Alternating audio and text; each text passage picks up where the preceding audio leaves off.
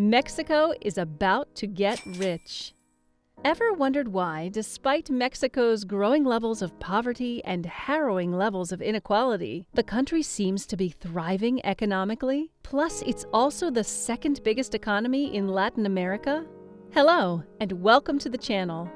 Join me as we dip into Mexico's economic history and current developments that have positioned the nation to become one of the largest economies in the world. So let's dive right into it. What were Mexico's economic challenges in the colonial era? Ever since colonial times, Mexico's economic strife and development have primarily been defined by mineral extraction, agricultural resources, and a somewhat underwhelming industrial sector. You have to understand that, at the time, the main economic players were largely Spaniards, who functioned as transatlantic traders, landowners, and mining moguls. However, some of the greatest challenges and setbacks suffered by colonial Mexico were largely due to the mismanagement and negligence of fertile land and its agricultural sector. Land ownership was mostly concentrated, which led to massive waste of resources and economic constraints. What was the impact of colonization on Mexico? The conquest of Mexico by the Spaniards and its subsequent colonization was marred by devastating consequences, mostly at the expense of Mexico's indigenous people. The Spaniards brought with them various diseases, economic mismanagement and destruction, and political destabilization. In addition, the Spanish conquest showed little tolerance for Mexico's religious infrastructure and traditions, which in turn led to massive genocide, which caused the population levels to dwindle. The Spaniards single-handedly obliterated the culture of the Mexican people, razed heritage buildings to the ground, and massacred thousands of natives, and the ones that survived were enslaved. An overview of the Mexican Revolution. The Mexican Revolution started in 1910 and lasted a decade. The movement to liberalize Mexico primarily began as a pushback against tyranny and the oligarchical structure of its ruling class. The goal of the revolution was to destroy Porfirio Diaz, who basically concentrated the ownership of Mexican land into the hands of a few wealthy industrialists and landowners. It was a 10-year-long, violent, and bloody struggle that impacted the shifting alliances within several federal factions and ultimately ended Diaz's 30 years of dictatorship. An overview of the 1980s debt crisis in Mexico.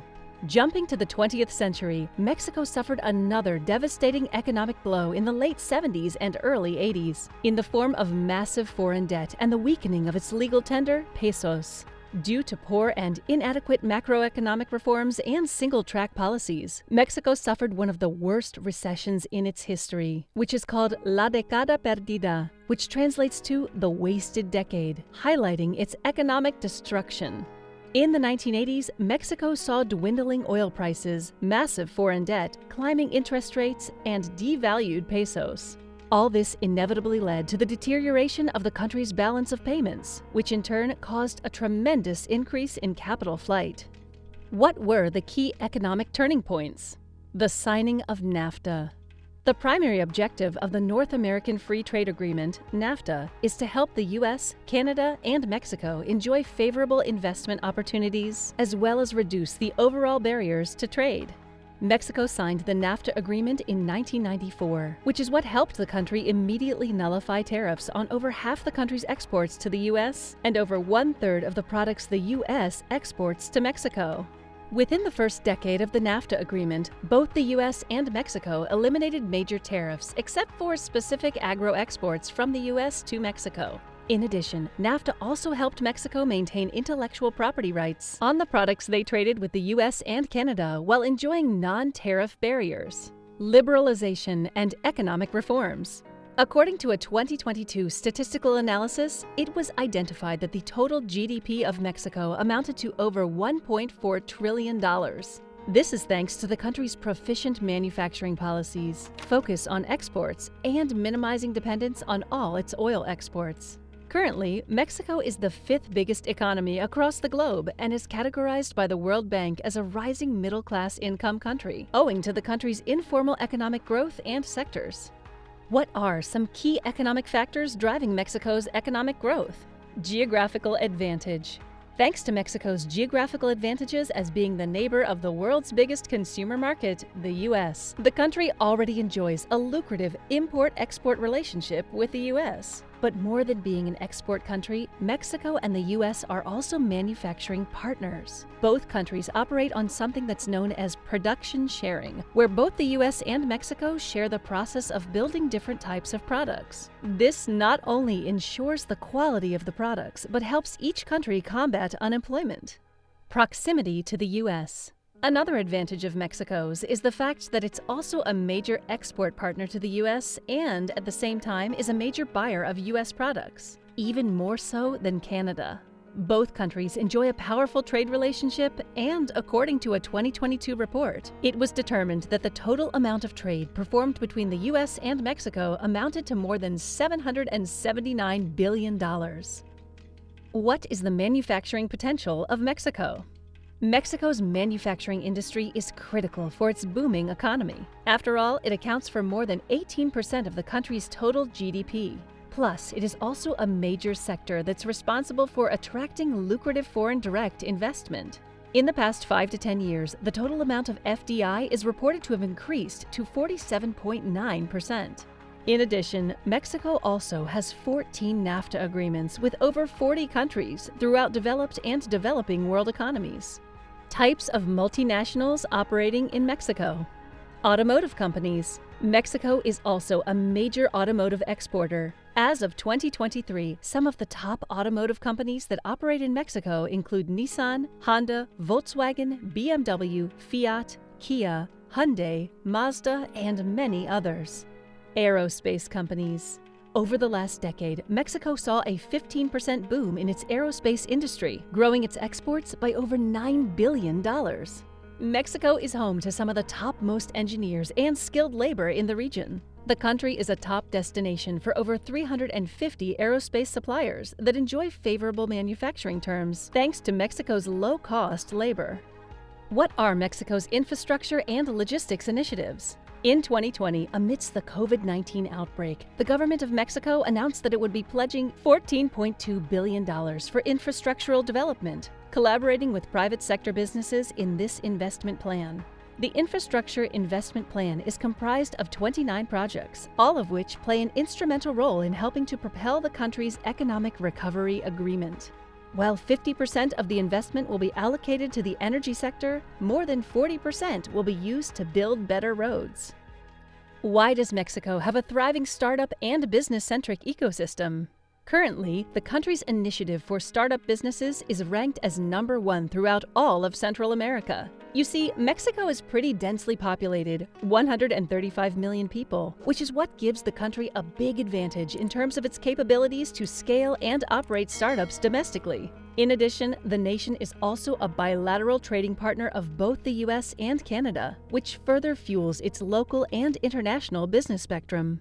Moreover, factors such as the rising costs associated with the COVID-19 pandemic, the current Ukraine-Russia war, and escalating tensions between the U.S. and China have compelled international businesses to launch operations in Mexico. The country offers several entrepreneurial and startup initiatives to local and foreign businesses in the form of capital funding, low-cost labor, and cost-effective business environments.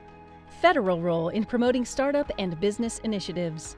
The government of Mexico also plays a pivotal role in helping implement startup and entrepreneurial initiatives in both domestic and regional business ecosystems in the form of policies such as Startup Mexico and FinTech Law. The former is comprised of a slew of programs for small businesses and startups with a core focus on innovation. The latter is all about helping cement the gaps between regulation and financial technology. What are Mexico's sustainable development and renewable energy initiatives? Commitment to sustainability. According to a 2021 report published by the government of Mexico's energy sector, it was identified that out of more than 328,000 gigawatts of power, 29.5% of the energy was produced using sustainable and cleaner sources. The country used sources such as bioenergy, photovoltaic solar energy, wind energy, hydroelectric power plants, geothermal, and nuclear energy. However, as per a 2022 study posted by the National Renewable Energy Labs, it was determined that the country has a powerful potential to further increase its capacity to generate clean energy, and it did. In the same year, Mexico generated 24,000 gigawatts of energy using solar power, over 3,000 gigawatts of energy using wind energy, 2.5 gigawatts of conventional energy using geothermal power, and 1.2 gigawatts of energy using hydropower. Driving renewable energy. Mexico has been steadily propelling its drive for harnessing renewable energy using solar and wind power. You see, the country enjoys a pretty significant geographical location. Sitting right on top of the northern tropic, the Tropic of Cancer, the country receives massive amounts of solar irradiation, which makes it a go-to place for generating power using solar panels and technology. On the same note, because Mexico has a staggering coastline, the country is primed to enjoy very favorable wind conditions, which it uses to convert into renewable energy. The government of Mexico has played an instrumental role in helping the country head towards renewable and sustainable power using both these free, natural, and abundant sources of energy. Plus, with its 2015 energy transition law, Mexico has made significant strides in generating power from natural resources and plans to generate 35% of the nation's energy using these resources by 2024. How is Mexico tackling economic challenges such as poverty and corruption? Implementing inequality and poverty alleviation policies. Ranking in the top 10 poorest nations in the world, there's no question that Mexico has been fighting an uphill battle to curb poverty. However, in a surprising move, the current president of Mexico, López Obrador, has put a stop to the country's welfare payment scheme in an attempt to implement a universal income structure that targets the needy and destitute. Anti-corruption law enforcement. Mexico has some of the most effective and widespread policies to combat corruption in the business ecosystem. The primary anti-corruption infrastructure comprises the general law of administrative liabilities, combating the negative impact of security risks on the business environment. A lot of people have misconceptions about Mexico's security issues, associating the country with drug cartels and organized crime. While it is true that Mexico is home to some of the most violent and prevalent drug cartels in the world, its public security is pretty good, as a lot of violence is primarily drug-related. This is evidenced by the fact that there are plenty of international businesses operating in Mexico. Government efforts and reforms. Although Mexico recovered from the devastating economic effects of the COVID-19 pandemic, the country still has to contend with global inflation. However, it's safe to say that the nation is pretty well positioned to navigate an uncertain trajectory thanks to its consistent increases in FDI, as well as the implementation of strategic macroeconomic policies. This is evidenced by the fact that in June 2023, the Director General of Global Economic Promotion for the Mexican Foreign Ministry, Margarita Alcantara, announced the country was able to acquire $50 million in investments for the next 3 years, which may lead to an excess of 500 new job opportunities. What are Mexico's future prospects? Mexico is the second biggest Latin American economy and a core trading partner of both the U.S. and Canada. And despite combating uncertain economic conditions because of worldwide inflation and the war between Russia and Ukraine, Mexico is still seen to be amicably moving forward, stronger than ever. Just last year, the country's economy grew by up to 3% owing to strong manufacturing, tourism, and automotive sectors, creating a slew of business opportunities for 2023. In addition, Mexico is also one of the best places for capital investment, largely due to the fact that it ranks 11th in the world in terms of offering very lucrative and sustainable credit opportunities, especially for global businesses. So that's it for today. Keep following us for more interesting videos.